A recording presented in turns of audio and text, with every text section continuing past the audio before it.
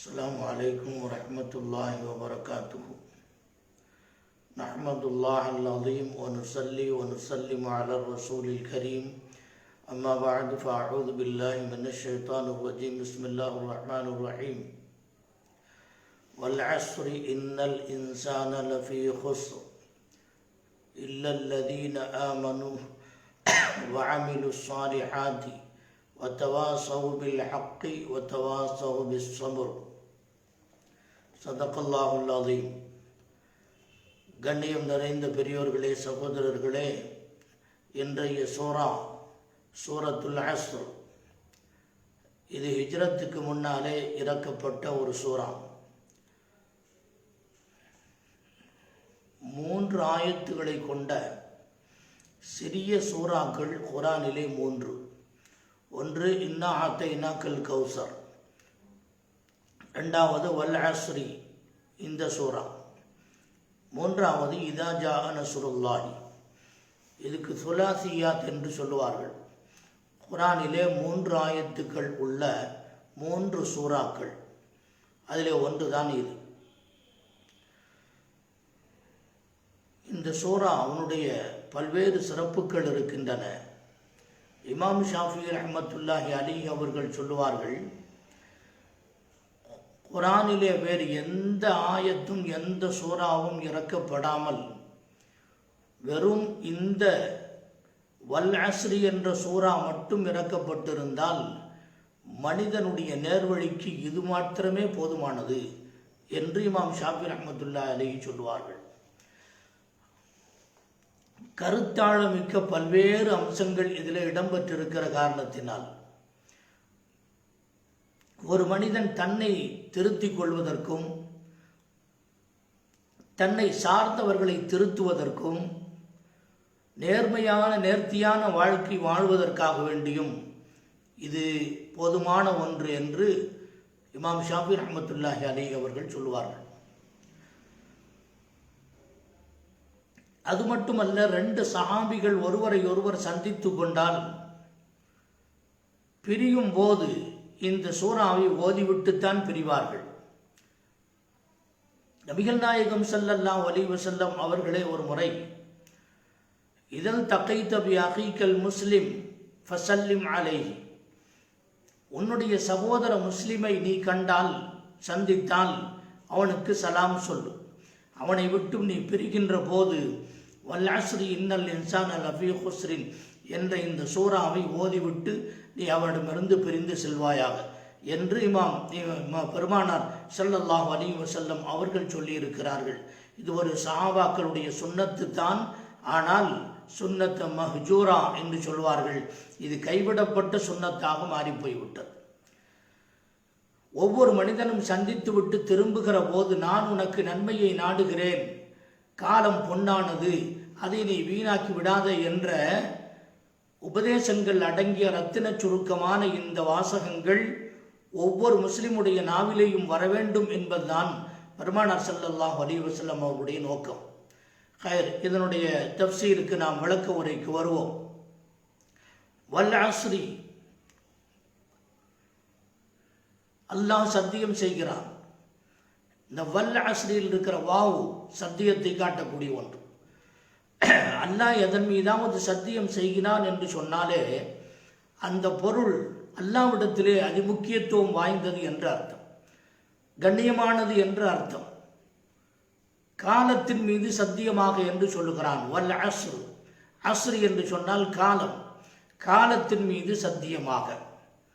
அல்லாஹ் இப்படி பல இடங்களிலே ஆரம்பித்திருக்கிறான் சூறாக்களை. வல்லுஹா, லுஹா நேரத்தின் மீது சத்தியமாக. வல்லைலி, இரவு நேரத்தின் மீது சத்தியமாக. வஷம்சி வல்லுஹாஹா, சூரியனின் மீதும் அதனுடைய பிரகாசத்தின் மீதும் சத்தியமாக. வல் ஃபஜ்ரி, ஃபஜ்ருடைய நேரத்தின் மீது சத்தியமாக. வல்லைலி இதா அஸ் அஸ், இருட்டுகிற போது இரவின் மீது சத்தியமாக. வஸ்ஸுப்ஹி இதா தனஃபஸ், அந்த இருட்டு நீங்கி வெளிச்சம் தருகின்ற போது அந்த சுபஹின் மீது சத்தியமாக. இப்படி காலங்களின் மீது அல்லாஹ் சத்தியம் செய்திருக்கிறான். அதில் ஒன்று வல் அஸ்ரி. இதற்கு 2 பொருள் சொல்லப்படுகிறது. வல் அஸ்ரி என்று சொன்னால் அசர் நேரத்தின் மீது சத்தியமாக. ஏனென்றால் அசருடைய நேரம் ஒரு கண்ணியம் வாய்ந்த ஒரு நேரம், அசரு தொழுகையினுடைய நேரம், அது எல்லாருக்கும் தெரிந்த ஒன்று. அந்த நேரத்தின் மீது சத்தியமாக என்று அல்லாஹ் சொல்லுவதாக பெருமானார் ஸல்லல்லாஹு அலைஹி வஸல்லம் அவர்கள் சொல்லுகிறார்கள். மன் சல்லல் புர்தைனி தஹலல் ஜன்னா. புர்தைன் என்று சொன்னால் ஃபஜ்ரையும் அஸ்ரையும் யார் தொழுதார்களோ அவர்கள் சொர்க்கம் புகுந்து விடுவார்கள் என்று பெருமானார் ஸல்லல்லாஹு அலைஹி வஸல்லம் அவர்கள் சொல்லுகிறார்கள். அசருடைய நேரம் ஒரு முக்கியத்துவம் வாய்ந்த நேரம். யாராவது ஒப்பந்தம் செய்வதாக இருந்தால் அசருடைய நேரத்திலே ஒப்பந்தம் செய்யுங்கள் என்று சொல்லுவார்கள். யாரிடமாவது சத்தியம் வாங்கும் போது மஸ்ஜிதுன் நபவியினுடைய மெம்பருக்கு பக்கத்திலே மன் ஹலஃப இந்த மிம்பரி ஹாதா, என்னுடைய பாதல் அஸ்ரி, அசருக்கு பின்னால் என்னுடைய மஸ்ஜிதுன் நபவியிலே ரவுலாவுக்கு பக்கத்தில் இருக்கிற இந்த மெம்பருக்கு பக்கத்தில் என்று யாராவது சத்தியம் செய்தால் என்ற இந்த வார்த்தையிலே மெம்பர், மஸ்ஜிதுன் நபவியினுடைய மெம்பர், அந்த இடத்திற்கு ஒரு மகிமை இருக்கிறது. அசருக்கு பின்னாலே என்று சொல்லுகிற போது அந்த அசருடைய நேரத்திற்கு ஒரு மகிமை இருக்கிறது. எனவே வேறொரு ஆயத்திலே கூட தஹபிஸூனஹுமா மின் பஅதி ஸலாத்தி ஃபயுக்ஸிமானி பில்லாஹி, சத்தியம் செய்வதானால் அசருக்கு பின்னாலே அவர்கள் அந்த ரெண்டு பேரையும் நிறுத்தி வைத்து சத்தியத்தை வாங்குவார்கள். ஏனென்றால் அந்த அசருடைய நேரத்திற்கு ஒரு தனி மகிமை இருக்கிறது, ஒரு கண்ணியம் இருக்கிறது. இன்னொரு கருத்து, அசு என்று சொன்னால் காலம் என்று அர்த்தம். அது எந்த காலமாக இருந்தாலும் சரி, காலம் அதுதான் நம்முடைய வாழ்க்கையை நிர்ணயிக்கிறது என்று சொல்லுகிற நாத்திகர்களுடைய கொள்கை. காலத்தின் மீது நம்பிக்கை கொண்டவர்கள், அது சத்தியத்திற்கு அப்பாற்பட்டதாக இருந்தாலும் கூட அவர்கள் சொல்லுவது காலம்தான் நம்மை தீர்மானிக்கிறது. ஒமாஹிய இல்லா ஹயாத்துன துன்யா நமூத்து வ நஹ்யா ஒமா யுஹ்லிகுனா இல்ல தஹர். நாம் இந்த உலகத்தில் பிறக்கிறோம், சாகிறோம், நம்மை மரணத்தை கொடுப்பது காலம்தான் என்று அவர்கள் சொல்லுவதாக அல்லாஹ் எடுத்து சொல்லுகிறான். ஒமா யுஹ்லிகுனா இல்ல தஹர், காலத்தினால வந்த கோலம் இது. காலம் செய்த கோலம் என்று ஒருவன் மரணித்து விட்டால் காலத்தின் கோலம் என்பார்கள். ஒரு வீடு தீப்பிடித்து எரிந்து விட்டால் காலத்தின் கோலம் என்பார்கள். அது ஒரு கெட்ட நேரம் என்று சொல்லுவார்கள். ஒரு மனிதனுக்கு லாபம் கிடைத்து விட்டது, ஒரு மனிதனுக்கு ஏதாவது சந்தோஷமான செய்தி கிடைத்து விட்டது, அவனுக்கு அது ஒரு நல்ல நேரம் என்று சொல்லுவார்கள். அவனுக்கு ஒரு லக் என்று சொல்லுவார்கள்.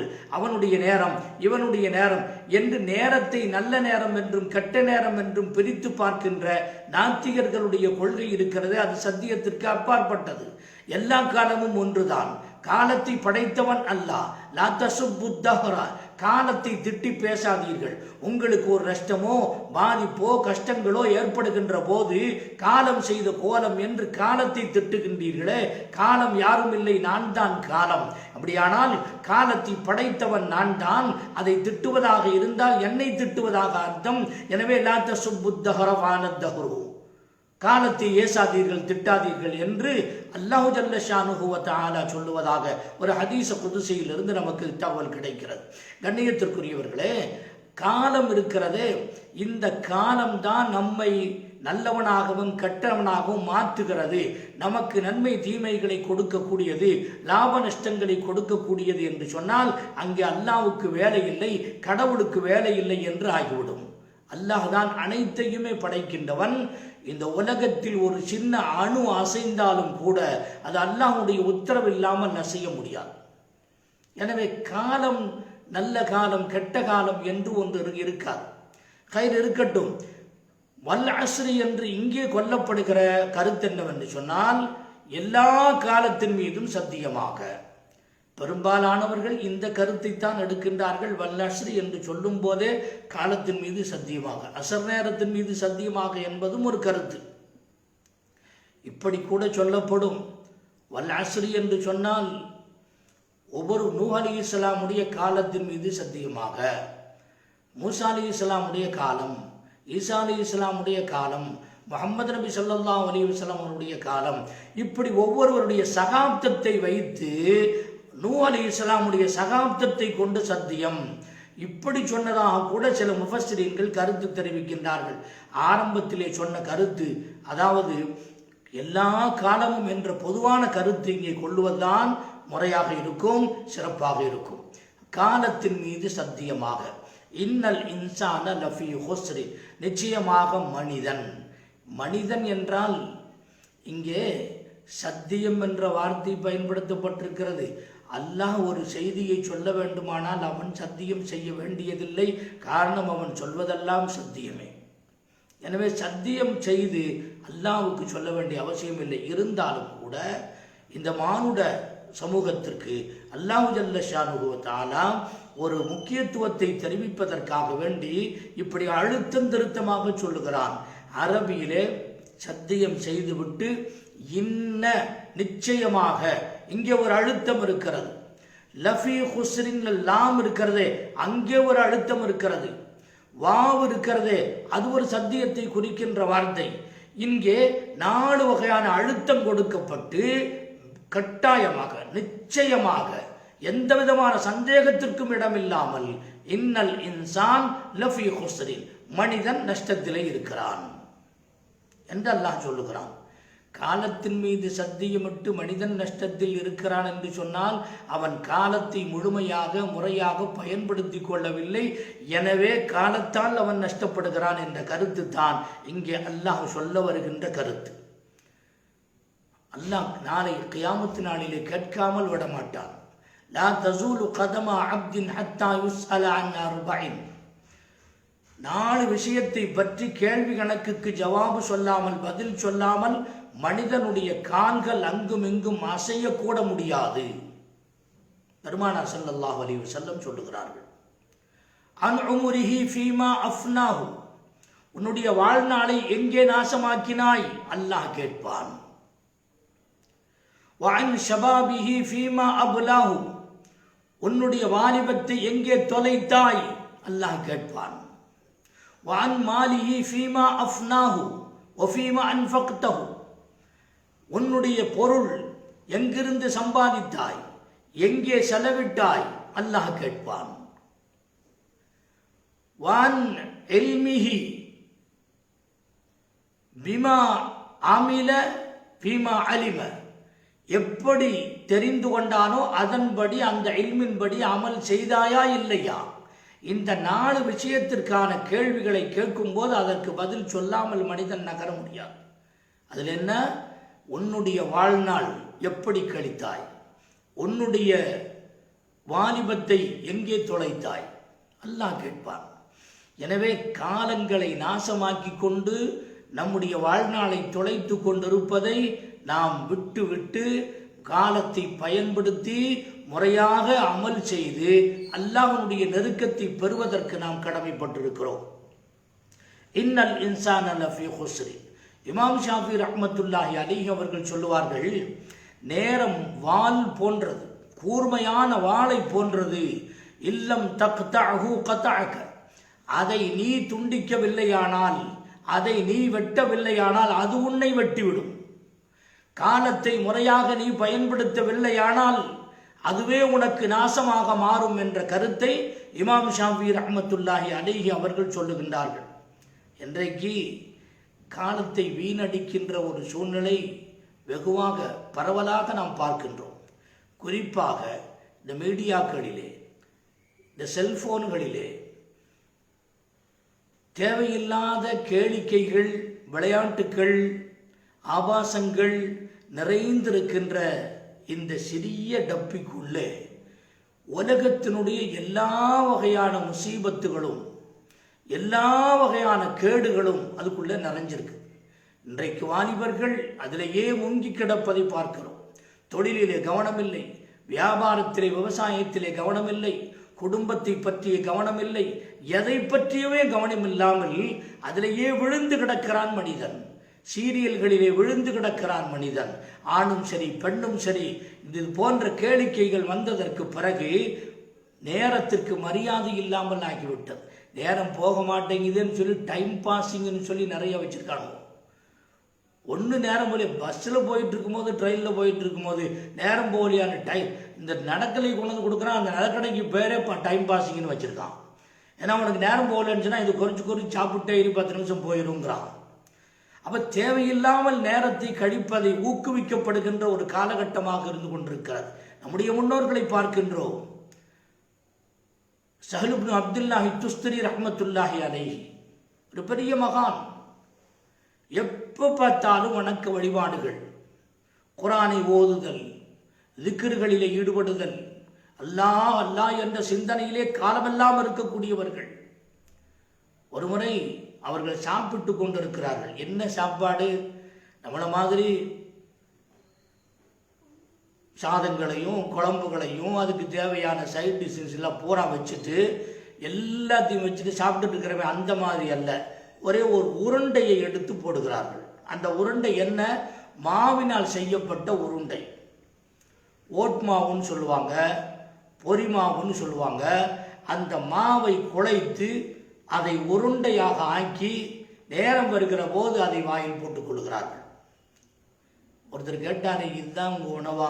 ஆமாம், இதுதான் உணவு.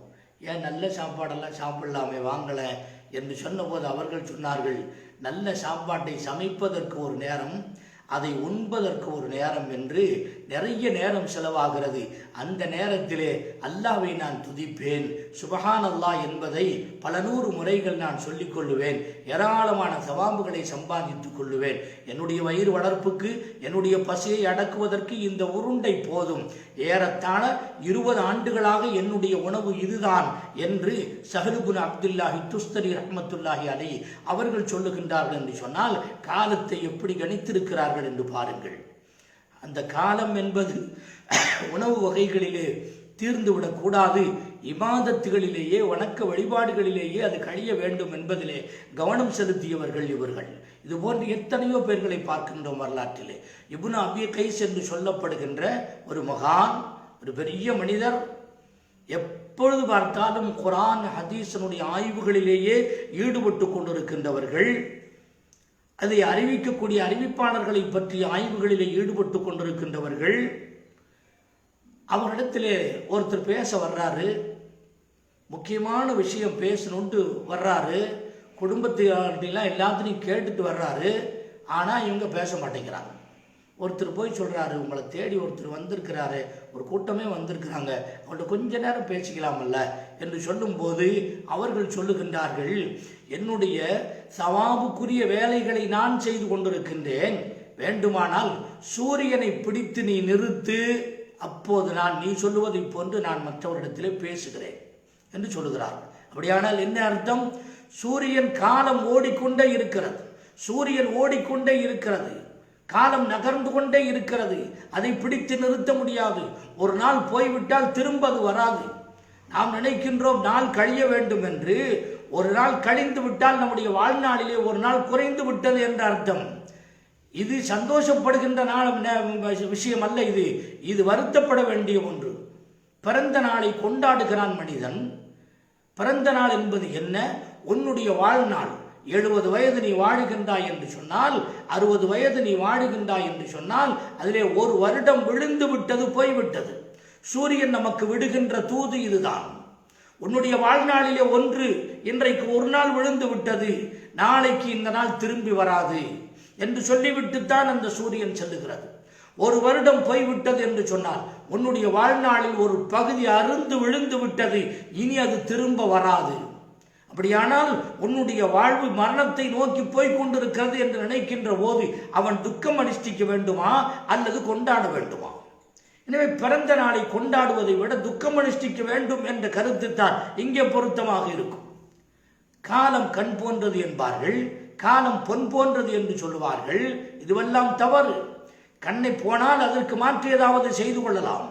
ஆனால் பொன் போனது என்று சொன்னால், பொண்ணு போய்விட்டது என்று சொன்னால், அழிந்து விட்டது என்று சொன்னால், அந்த பொன்னை நகையை வாங்கிக் கொள்ளலாம், காசு செலவழித்தால் மீண்டும் பெற்றுக்கொள்ளலாம். ஆனால் எத்தனை கோடி செலவழித்தாலும் உன்னிலிருந்து போன அந்த ஒரு செகண்டை, ஒரு நிமிடத்தை உன்னால் திரும்ப வாங்க முடியாது, எந்த உலக மார்க்கெட்டுக்கு போனாலும் சரி.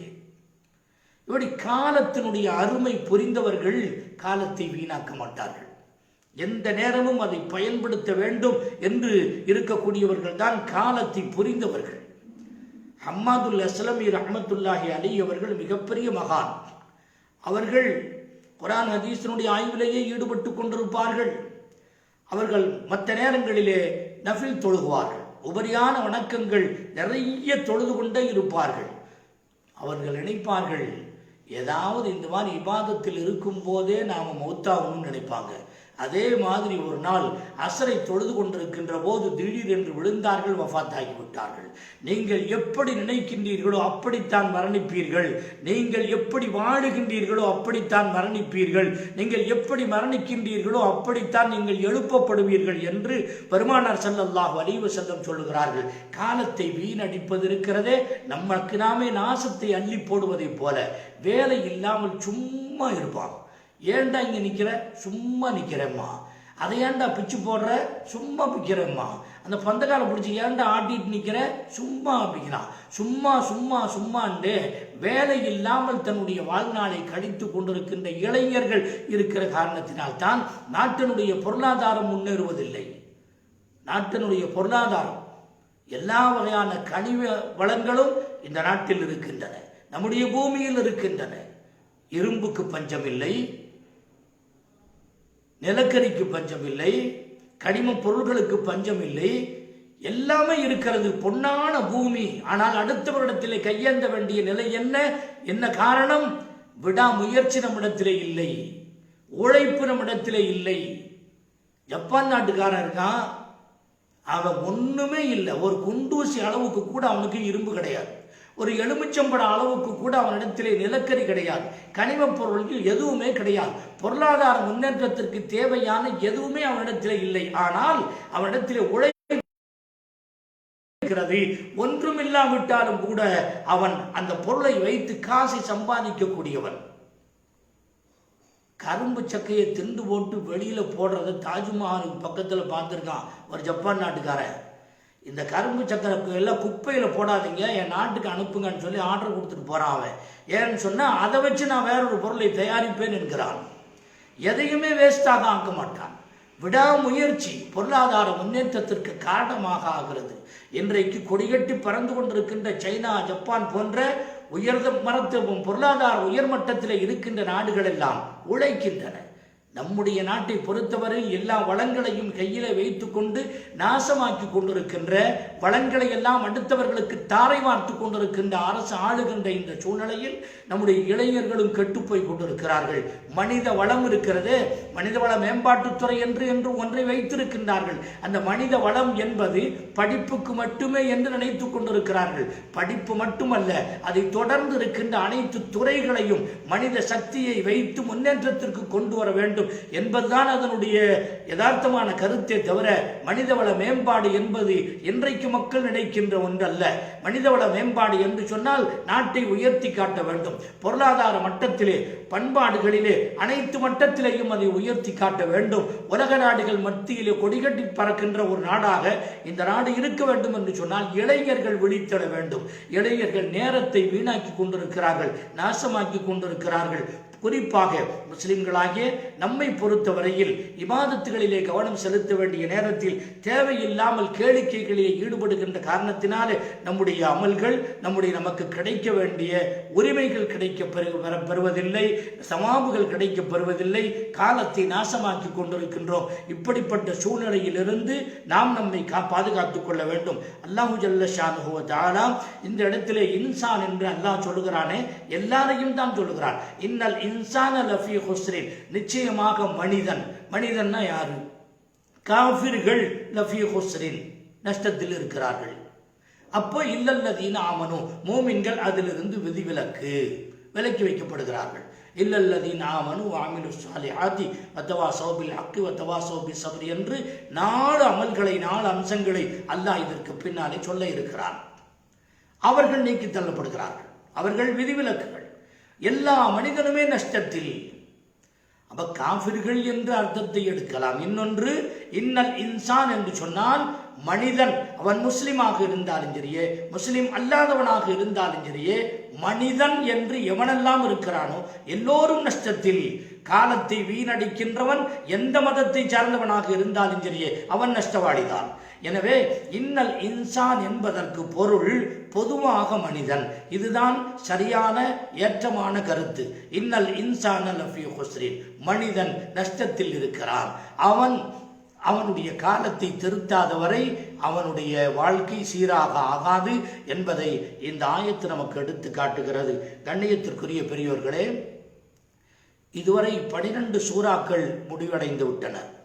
ஒரு அன்பான வேண்டுகோள், நேரலையில் கேட்டுக்கொண்டிருக்கின்ற நேயர்களிடத்திலே ஒரு அன்பான வேண்டுகோள், சின்ன சின்ன சூறாக்கள் அதனுடைய பொருள் அறிந்து நாம் நம்முடைய தொழுகையிலே அதை நினைவு கூர்ந்து தொழுக வேண்டும் என்ற நோக்கத்திலே தான் இது தொடர்ந்து நடைபெற்று கொண்டிருக்கிறது.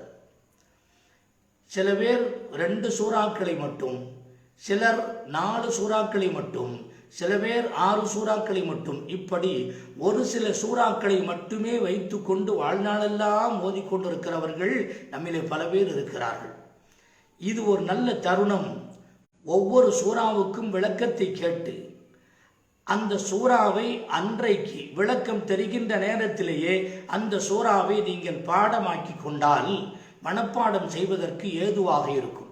அர்த்தத்தோடு நீங்கள் புரிந்து அதை மனப்பாடம் செய்து தொழுகையிலே கொண்டு வந்து ஓதுவதற்கு அது ரொம்ப பொருத்தமாக இருக்கும். எனவே ஒவ்வொரு நாளும் ஒரு சூறாவை நாம் ஓதுகின்றோம் என்று சொன்னால் அதை நீங்கள் பாடமாக்கி விடுங்கள். ஒரு 2 நேரலை பயானுக்கு இடையிலே 1 நாளோ 2 நாளோ இடைவெளி இருக்கும். அந்த இடைவெளியிலே ஒன்றுமில்லை, ஒரு சின்ன சூறா, அந்த சூறாவை மனப்பாடம் செய்து கொள்ளுங்கள். ஒரு வார்த்தை இன்னல் இன்சான லஃபீ குஸ்ரின், இது ஒரு 5 தடவை 10 தடவை சொல்லிக்கிட்டே இருங்க, உங்களுடைய மனசில் பதிஞ்சிடும். இல்லல்லதீன ஆமனு வஅமிலு ஸாலிஹாத்தி, அதை சொல்லிக்கிட்டே இருங்க, பதிஞ்சிடும். வத்தவாஸவ் பில் ஹக்கி வத்தவாஸவ் பிஸ் ஸபர், 10 தடவை சொல்லிக்கிட்டே இருங்க, பதிஞ்சிடும். இது ஒரு ரொம்ப பெரிய நேரமெல்லாம் எடுக்காது. நாம் இந்த கருத்தை கவனிக்கிற போது அந்த வார்த்தைகளையும் சேர்த்து மனதிலே மனப்பாடம் செய்து நாம் அதிகமான சூறாக்களை குரானிலே ஓதுவதற்கு நாம் தயாராகி கொள்ள வேண்டும். அல்லாஹு ஜல்ல ஷானுஹு வ தஆலா தௌஃபீக்கை தந்தல் புரிவானாக. ஆமீன். வா ஆகிரு தஅவானா அல்ஹம்துலில்லாஹி ரப்பில் ஆலமீன். அஸ்ஸலாமு அலைக்கும்.